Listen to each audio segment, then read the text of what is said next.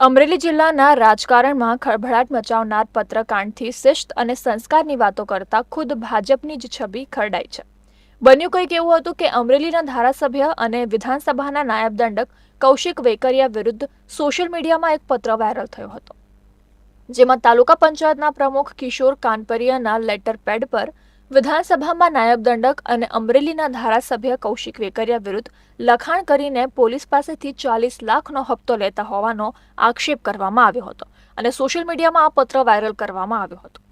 આ અંગે અમરેલી તાલુકા પંચાયતના પ્રમુખે જિલ્લા પોલીસ અધિક્ષકને મળીને રજૂઆત કરી હતી અને તેઓના લેટર પેડ તેમજ સિક્કો બતાવીને કોઈ શખ્સ દ્વારા કૌશિક વેકરિયા વિરુદ્ધનું લખાણ કર્યું છે અને અમરેલી પોલીસમાં અજાણ્યા શખ્સો સામે ગુનો નોંધીને cyber crime Amreli LCB SOG દ્વારા તપાસનો ધમધમાટ શરૂ કરવામાં આવ્યો હતો. પોલીસે ગણતરીના કલાકોમાં કૌશિક વેકરિયાની પ્રતિષ્ઠાને હાનિ પહોંચાડવાના ઈરાદે થયેલા કૃત્યનો પર્દાફાશ કર્યો હતો, જેમાં ભાજપના નેતા કૌશિક વેકરિયાને બદનામ કરવા ભાજપના જ નેતાનું કાવતરું બહાર આવ્યું હતું. અમરેલી યુવા ભાજપના પૂર્વ પ્રમુખ મનીષ વઘાસિયા મુખ્ય આરોપી નીકળ્યો હતો. સાથે અમરેલીના જસવંતગઢના સરપંચ અશોક માંગરોળિયા, જીતુ બાવચંદ ખાતરા અને કોમ્પ્યુટર ઓપરેટર કરતી પાયલ અશ્વિન ગોટીની પોલીસે અટકાયત કરી હતી અને વધુ તપાસ શરૂ કરી હતી.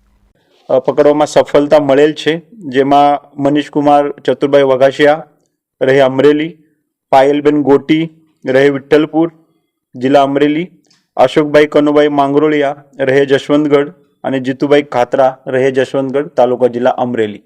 તો આ 4 લોકોની અલગ અલગ સમયે અલગ અલગ ભૂમિકામાં અમુક લોકો એક સાથની એક ગુનાહિત કાવતરાના ભાગરૂપે આ વસ્તુને અંજામ આપેલું છે. મુખ્ય આરોપી આ જે કેસમાં છે એ મુખ્યત્વે જે અમે પ્રેસ નોટમાં પહેલા નંબર ઉપર આપેલું છે, મનીષકુમાર ચતુરભાઈ વઘાસિયા, એને એ બધું બનાવેલું છે, બધું તૈયાર કરેલું છે.